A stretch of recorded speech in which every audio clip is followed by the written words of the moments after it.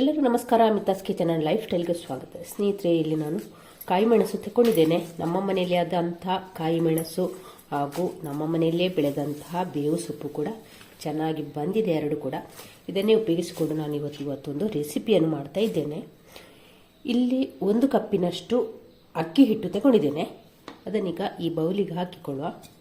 ನೋಡಿ, ಈ ಕಪ್ಪಲ್ಲಿ 1 ಕಪ್ಪಿನಷ್ಟು ಅಕ್ಕಿ ಹಿಟ್ಟು ತಗೊಂಡಿದ್ದೇನೆ. ಇದಕ್ಕೀಗ ನಾವು ಅದೇ ಕಪ್ಪಲ್ಲಿ 2 ಕಪ್ಪಿನಷ್ಟು ನೀರನ್ನು ಹಾಕಿಕೊಳ್ಳುವ. 1 ಕಪ್ ಹಾಕಿದೆ, 2 ಕಪ್ ನೀರನ್ನು ಹಾಕಿಕೊಂಡೆ. ನೀರನ್ನು ಹಾಕಿದ ಮೇಲೆ ಒಮ್ಮೆ ಚೆನ್ನಾಗಿ ಮಿಕ್ಸ್ ಮಾಡುವ. ಇದನ್ನು ಗಂಟಿಲ್ಲದ ರೀತಿಯಲ್ಲಿ ಮಿಕ್ಸ್ ಮಾಡಿದರೆ ಆಯಿತು. ನೋಡಿ, ಅಕ್ಕಿ ಹಿಟ್ಟನ್ನು ನೀರು ಹಾಕಿ ಕಲಸಿಕೊಂಡಾಯಿತು. ಇವಾಗ ಇಲ್ಲಿ ಮಿಕ್ಸರ್ ಜಾರಿಗೆ ಒಂದು 5 ಕಾಯಿ ಮೆಣಸನ್ನು ಹಾಕ್ತಾ ಇದ್ದೇನೆ. ಇದಷ್ಟು ಖಾರ ಇಲ್ಲ. ನೀವು ಇಲ್ಲಿ ಗಾಂಧಾರಿ ಮೆಣಸಿದ್ರೆ ಗಾಂಧಾರಿ ಮೆಣಸನ್ನು ಕೂಡ ತಗೊಳ್ಬೋದು. ಇವಾಗ ಇಲ್ಲೊಂದು 5 ಕಡ್ಡಿ ಬೇವು ಸೊಪ್ಪನ್ನು ನಾನು ಇದಕ್ಕೆ ಹಾಕಿಕೊಳ್ತಾ ಇದ್ದೇನೆ.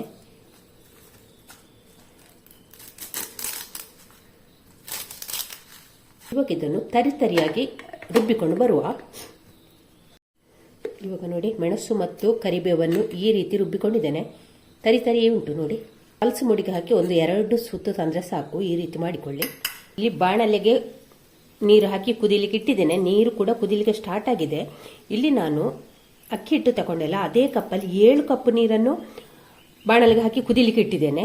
2 ಕಪ್ ನೀರನ್ನು ಅಕ್ಕಿ ಹುಡಿ ಕಲಸಲಿಕ್ಕೆ ಬೇಯಿಸಿಕೊಂಡಿದ್ದೇನೆ. ಇಲ್ಲಿ ನಾನು ಟೋಟಲಿಯಾಗಿ 9 ಕಪ್ ನೀರನ್ನು ಉಪಯೋಗಿಸಿದ್ದೇನೆ.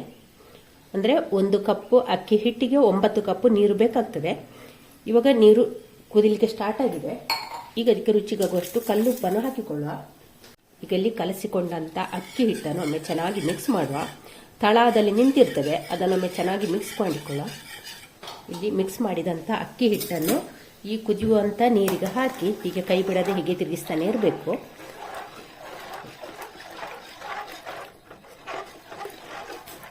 ಇನ್ನು ಇದನ್ನು ಕೈ ಬಿಡದೆ ಹೀಗೆ ತಿರುಗಿಸ್ತಾನೆ ಇದ್ರೆ ಆಯಿತು. ಇಲ್ಲದಿದ್ದರೆ ಗಂಟು ಕಟ್ಟಿಕೊಳ್ತದೆ. ನೋಡಿ, ಅಕ್ಕಿ ಹಿಟ್ಟು ಬೇಯ್ತಾನೆ. ಇಲ್ಲಿ ನೀರು ಕೂಡ ದಪ್ಪ ಆಗ್ತಾ ಬರ್ತಾ ಉಂಟು. ನೋಡಿ, ನಾವು ಹಾಕುವಾಗ ತುಂಬ ತೆಳ್ಳಗಿತ್ತಲ್ಲ. ಇನ್ನು ಕೂಡ ಅಕ್ಕಿ ಹಿಟ್ಟು ಹಾಕಿದ ನಂತರ ಕುದಿಲಿಕ್ಕೆ ಸ್ಟಾರ್ಟ್ ಆಗಲಿಲ್ಲ. ಕುದಿಬೇಕು. ನೋಡಿ, ಇವಾಗ ಅಕ್ಕಿ ಹಿಟ್ಟು ಎಷ್ಟು ದಪ್ಪಾಗಿದೆ ನೋಡಿ. ಹಾಗಾಗಿ ನೀವು ಪಾತ್ರೆನೂ ಉಂಟಲ್ಲ ದೊಡ್ಡದೇ ಇಟ್ಟುಕೊಳ್ಬೇಕು. ಫುಲ್ಲು ನೀರು ಇಟ್ಕೊಂಡು ಮಾಡಬೇಡಿ.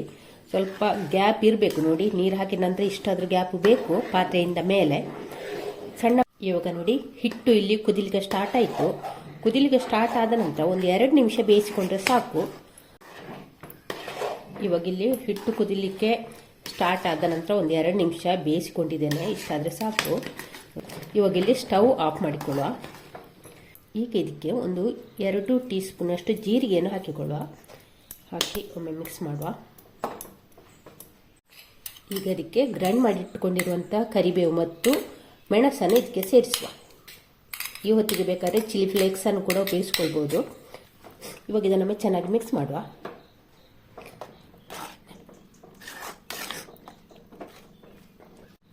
ಇವಾಗ ನೋಡಿ, ಚೆನ್ನಾಗಿ ಮಿಕ್ಸ್ ಆಯಿತು. ಇನ್ನು ಇದನ್ನು ತಣ್ಣಗಾಗಲಿಕ್ಕೆ ಬಿಡುವ. ಮೇಲೆ ಕೆನೆ ಕಟ್ಟಬಾರ್ದು. ಹಾಗೆ 1-2-3 ಸಲ ಇದನ್ನು ಆಗಾಗ ಕೈ ಆಡಿಸ್ತಾನೆ ಬೇಕು. ಮೇಲೆ ಕೆನೆ ಕಟ್ಟಬಾರ್ದು. ಇದು ತಣ್ಣಗಾಗಲಿ, ಪೂರ್ತಿ ತಣ್ಣಗಾಗಲಿ. ಇವಾಗ ನೋಡಿ, ಹಿಟ್ಟು ತಣ್ಣಗಾಗಿದೆ. ಹಾಗೆ ಹಿಟ್ಟು ದಪ್ಪ ಕೂಡ ಆಗಿದೆ. ನಾನು ಈ ಹದದ ಒಂದು ಸೌಟು ತಗೊಂಡಿದ್ದೇನೆ. ಇವಾಗ ಹಪ್ಪಳವನ್ನು ಹಾಕಿಕೊಳ್ಳುವ. ಹಾಗೆ ಪ್ಲಾಸ್ಟಿಕ್ ಕ್ಲೀನ್ ಮಾಡಿ ಇಟ್ಟಿದ್ದೇನೆ.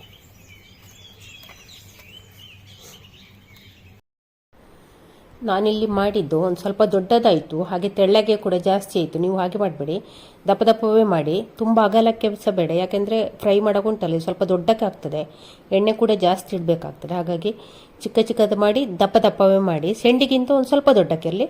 ನೋಡಿ, ಇದಕ್ಕಿಂತ ಸ್ವಲ್ಪ ಸಣ್ಣದೇ ಇರಲಿ. ಇಷ್ಟು ತೆಳ್ಳಗೆ ಕೂಡ ಮಾಡಬೇಡಿ. ಸ್ವಲ್ಪ ದಪ್ಪವೇ ಹಾಕಿ, ಆಯಿತಾ? ಅದಕ್ಕೆ ನಾನಿಲ್ಲಿ ಆಫ್ಟರ್ ವಾಯ್ಸ್ ಕೊಡ್ತಾ ಇದ್ದೇನೆ ನಿಮಗೆ, ಕರೆಕ್ಟಾಗಿ ಮಾಡಿ ಅಂತ.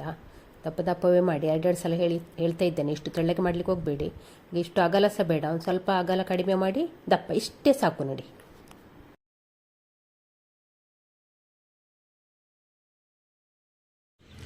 ನೋಡಿ ಹಪ್ಪಳವನ್ನೆಲ್ಲ ಈ ರೀತಿ ಹಾಕ್ಕೊಂಡಿದ್ದೇನೆ. ನೋಡಿ, ಇಷ್ಟು ಹಪ್ಪಳ ಆಗಿದೆ ನನಗೆ. ಹಾಗೆ ಸೈಡಿಗೆಲ್ಲ ಹಾರಿ ಹೋಗೋದಾಗೆ ಕಲ್ಲನ್ನು ಕೂಡ ಇಟ್ಟಿದ್ದೇನೆ. ಈಗ ಇಲ್ಲಿ 1 ದಿವಸ ಆಯಿತು. ಹಪ್ಪಳವನ್ನೆಲ್ಲ ಎಬ್ಬಿಸಿ ಪ್ಲೇಟಿಗೆ ಹಾಕಿದ್ದೇನೆ. ಇಲ್ಲಿ ಸ್ವಲ್ಪ ಎಬ್ಬಿಸಲಿಕ್ಕೆ ಸಹ ಉಂಟು ನೋಡಿ. ಇದನ್ನೆಲ್ಲ ಎಬ್ಬಿಸಿ ಇವತ್ತು ಕೂಡ ಬಿಸಿಲಿಗೆ ಇಡಬೇಕು. ಹಪ್ಪಳ ನೋಡಿ 2 ಬಿಸಿಲಲ್ಲಿ ಒಣಗಿಸ್ಕೊಂಡು ಆಯಿತು. ಈ ರೀತಿ ಬಂದಿದೆ ನೋಡಿ. 2 ಬಿಸಿಲಲ್ಲಿ ಒಣಗಿಸಿದ್ರೆ ಸಾಕಾಗ್ತದೆ. ಮತ್ತು ತುಂಬ ತೆಳ್ಳಗೆ ಕೂಡ ಮಾಡಲಿಕ್ಕೆ ಹೋಗ್ಲಿಕ್ಕಿಲ್ಲ, ಸ್ವಲ್ಪ ದಪ್ಪವೇ ಮಾಡಬೇಕು. ಯಾಕೆಂದರೆ ಪೇಪರ್ ರೀತಿಯಲ್ಲಿ ಆಗ್ತದೆ ಮತ್ತು ತೆಳ್ಳಗಾಗ್ತದೆ ಅದು. ಹಾಗಾಗಿ ಹಾಕುವಾಗ ಒಂದು ಸ್ವಲ್ಪ ದಪ್ಪವೇ ಮಾಡಿದರೆ ಆಯಿತು. ಇನ್ನಿದನ್ನು ನಾವು ಫ್ರೈ ಮಾಡುವ. ಹಪ್ಪಳ ಹಾಕಿದಾಗ ಹೀಗೆ ಮೇಲಿಂದ ಹೀಗೆ ಪ್ರೆಸ್ ಮಾಡಿ ಹಿಡ್ಕೊಳ್ಳೋ, ಇಲ್ಲಾಂದ್ರೆ ಉಂಟಲ್ಲ ಅದು ಹೀಗೆ ಅಗಾಲಕ್ಕೆ ಬರುವುದಿಲ್ಲ, ಮೇಲೆ ಹಿಡ್ಕೊಳ್ಳೋದ್ರೆ ಅಗಾಲಕ್ಕೆ ಬರುವುದಿಲ್ಲ, ಮಡಚಿಕೊಳ್ತದೆ. ಹೀಗೆ ಹಾಕಿದ ತಕ್ಷಣ ಹೀಗೆ ಅಮರ್ಸಿ ಹಿಡಿದ್ರೆ ಆಯ್ತು ಅದಕ್ಕೆ. ಅವಾಗ ಹೀಗೆ ನೋಡಿ ಫ್ಲ್ಯಾಟ್ ಆಗಿ ನಿಲ್ತದೆ ನೋಡಿ. ಹೀಗೆ ಹಾಗೆ